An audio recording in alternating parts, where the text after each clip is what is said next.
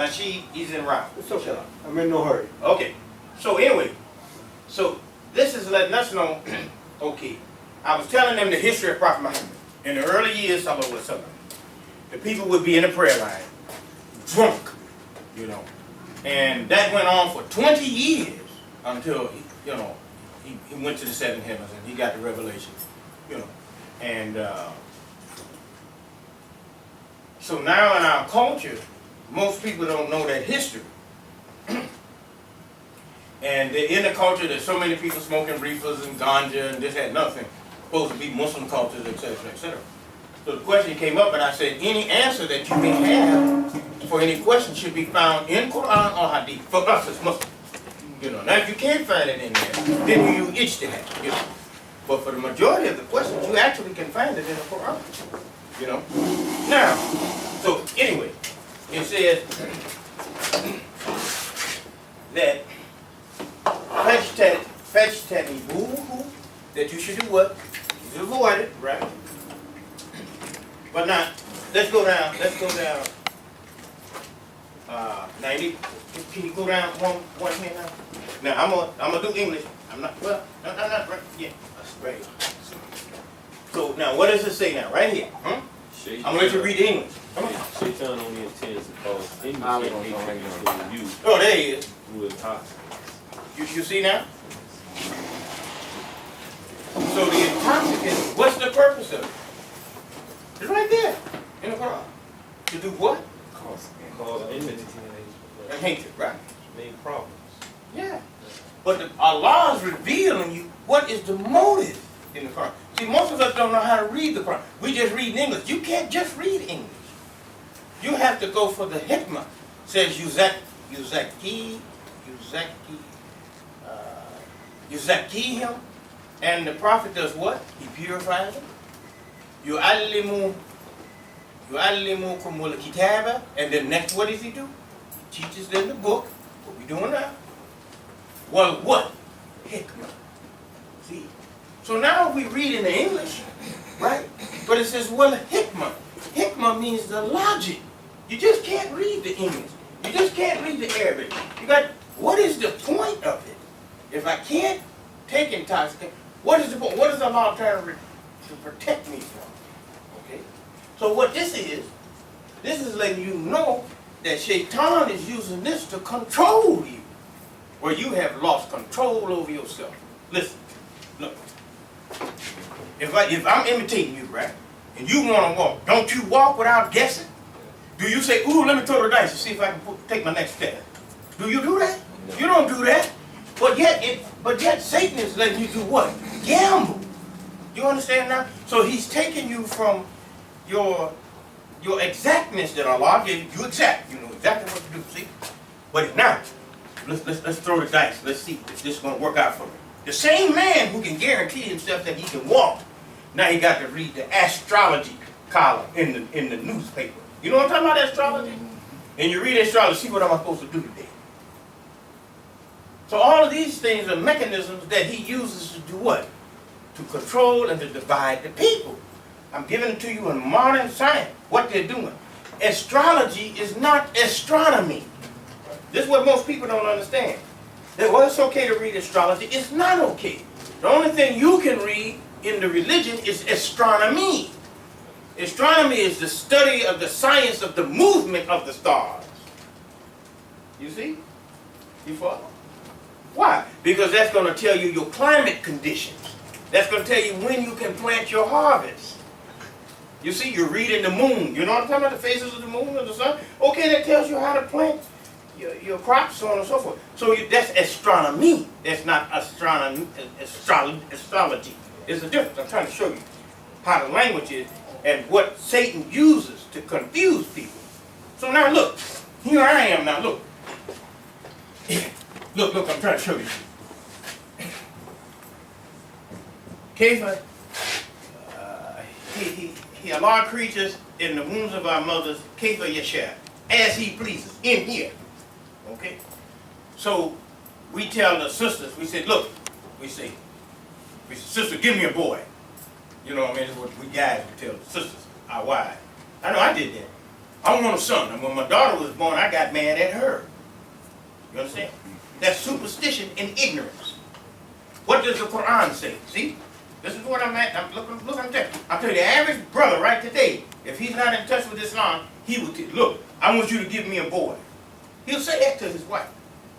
But the Quran says, from the male comes the male and female child. The Quran. So the Quran is scientific. This is what I'm telling you. If you don't have the Quran, you acting in what? Superstition.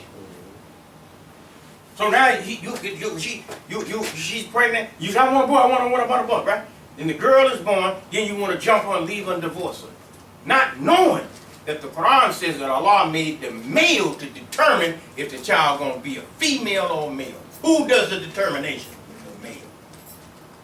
You know, doesn't that go back to the practice of the Arabs? They would Yeah. had a baby, a girl. They buried the baby girl. Child, they would bury it because Yeah. they thought it was the woman's fault for giving them a female child. So they would bury the female. Yeah, and then she couldn't do the work in the field and all that other stuff. Stupid stuff. Yeah. Again, superstition, right? The ignorance prevailing in the society before the Quran came. So now for me now, listen, when I can see this, right? And I can see this, look, this is the exact thing here now. Ain't no guessing in here. It's going to be a boy or a girl. Okay? We guessing because we don't see it yet. So now, okay, look, this is how it starts. Look, see this right here? Some of you don't know this. This is the sperm that we give. We brothers. This is all we get. Ain't no eyes, no ears, no nothing. We men. And they say, wow, that ain't nothing. It is a beautiful thing. You know why? Because our life journey tells us how many gods it is. I don't know if you understand what I just told you. Your life journey looks like this. That's Ahad, Wahid, one. So anybody who says two gods, you're a liar, because your life journey can only produce one. You hear me? I think I'm over with people's heads. I know people that say it's three gods. I said, well, really? How many life journeys did you live? Allah made you verify how many gods He is by the life journey that you give. And I wish He wasn't here. I could prove it to you another way. Maybe you pick up on what I'm saying. But anyway, so you come from this thing here, and you get your eyes, your ears, your lungs, right? Now look, I'm gonna show you this. Look, again, because I got a meeting with my brother there. He drove quite a distance to be with me. Here you are, right here. Look here. This baby in here, does it know it's a Hindu baby? Yes or no? No. Does it know it's an African baby? No. Does it know it's a German baby? No. Soon it doesn't know, right? It has to be told what it is. You with me? In here, all of us are the same. Let's look at it. You see the shape of a woman's womb? You see the shape here? Look, see the shape? If you continue with what is it? It's in a circle. Every dot on the circle is what? Equal from the center. You understand? So Allah is saying that every baby that any woman carries is equal to him.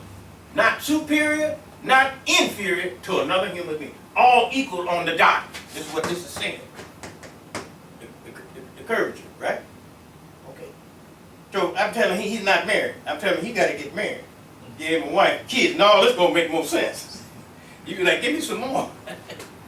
This is the wisdom of the heart. But in here, he don't know Arabic. He don't know culture, nothing. When he comes out here, see? Now, whatever word that's out here in the society, that word is going to then go where? In here and produce his thinking. Am I right or wrong? That makes sense now? Okay. Ikra bismi rabbika alladhi khalaqa. That's why it says in the Quran.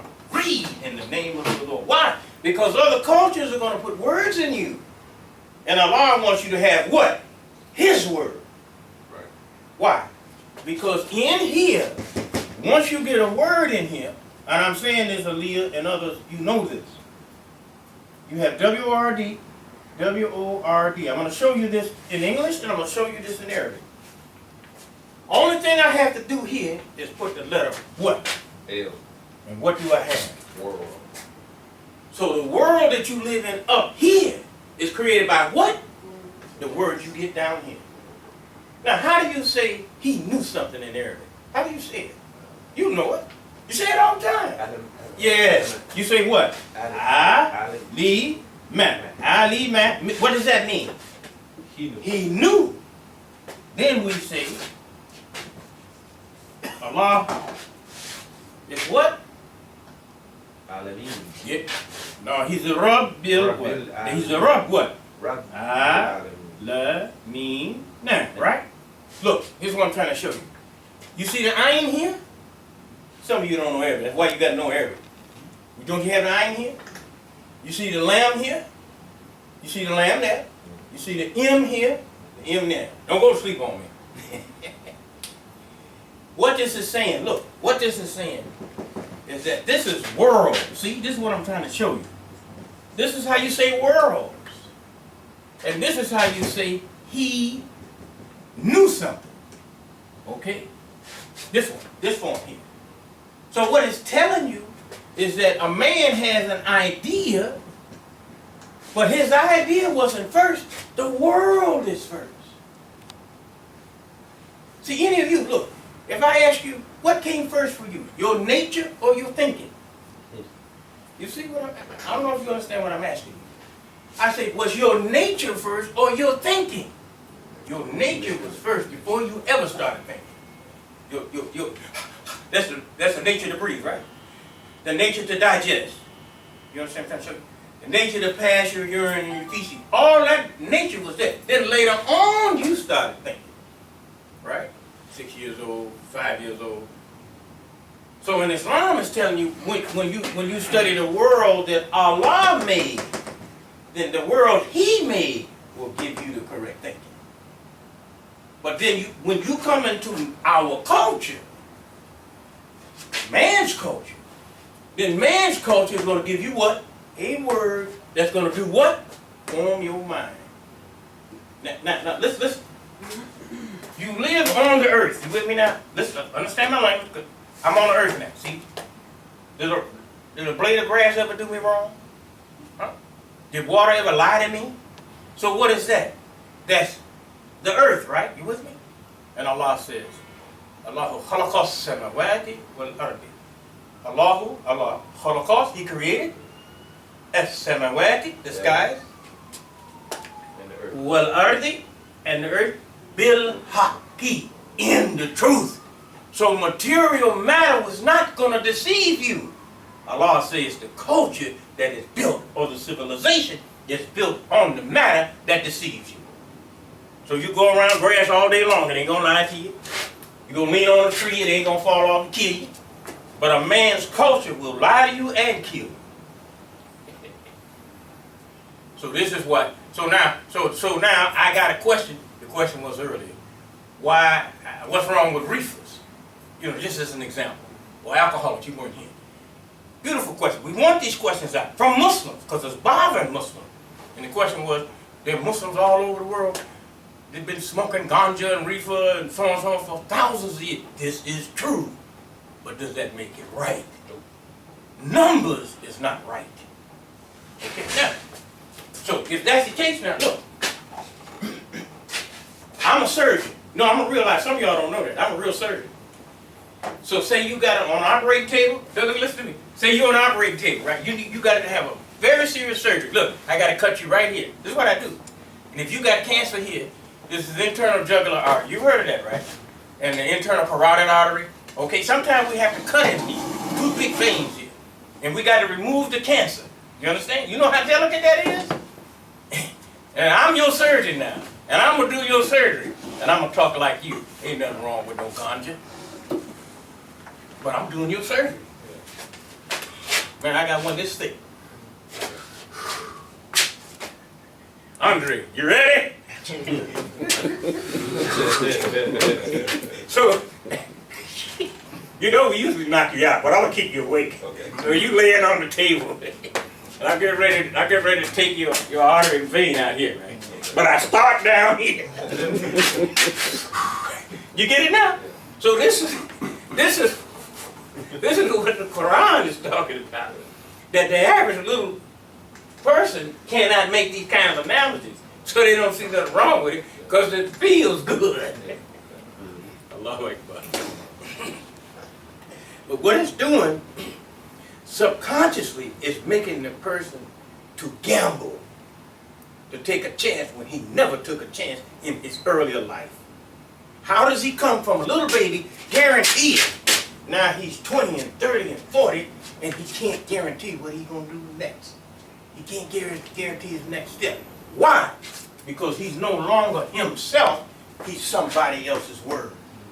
I'm going to prove it to you right now, because I got to meet with him. I'm going to prove it to you now. This is the Quran. The people have to bring the Quran like this. So that now I see the value of the Quran. You know, Prophet Muhammad, when he received revelation, he didn't just give the revelation, he allowed believers to ask him questions. Then he gave tafsir. Like what we're doing now. So look, I want you to do what I'm going to put up here. I want you to do what I'm going to put up here. You going to do what I'm going to put up here? Everybody. Huh? Okay. Do this. Okay? Now I want you to do it. You see now? Okay, look. Look, now I want you to do this. Do it. Now, you see the power in a word? Did I say stand? Did I? Did I say sit? What? The word itself did what? Took over your flesh. This is what gambling does. This is what alcohol is. You understand now? It has the power to make you conform to it without it having a voice. And it's making you conform to what is against your best interest. Get it now? This is the danger. Allahu Akbar. In another verse it says, in intoxicants and gambling is what? A benefit and a harm. But the harm is greater than harm. The harm is greater, right? You know that, right? Okay, so now this is for him now. I'm doing this for him. Thank Allah for you to ask that question. Because it's being recorded. So we need this recorded. I give heroin